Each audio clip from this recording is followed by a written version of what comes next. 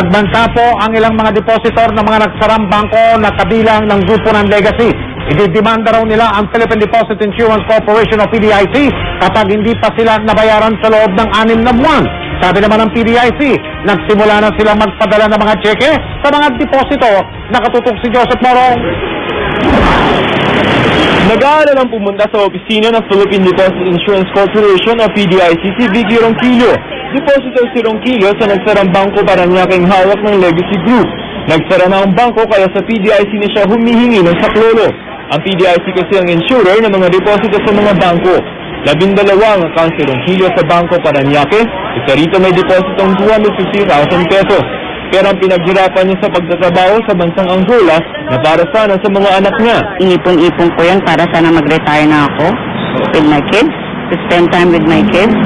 So hindi ko naman akalain na yun pala.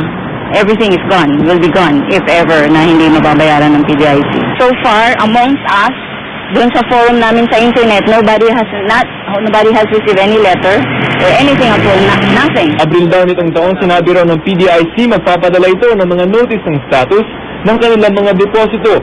Pero wala pa silang natatanggap na sagot sa PDIC. Si Raymond Rodis may 5 milyong pisong deposito sa 4 na bangko ng Legacy Group. Magmamigrate na raw sana sila sa Amerika.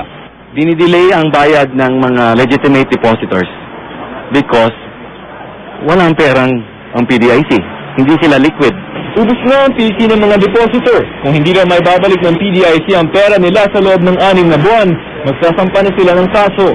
If they don't buy, I guess we have to file a claim, a lawsuit. Maybe that's the only way we can get our money back.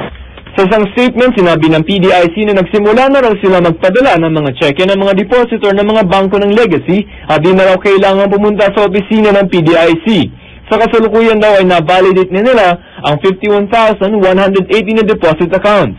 At tiniyak ng PDIC na mababayaran nila ang valid na deposit accounts na hindi tataas sa 250,000 pesos, halaga ng account na insured ng PDIC. Joseph Morong, Nakatutok, 24 Oras.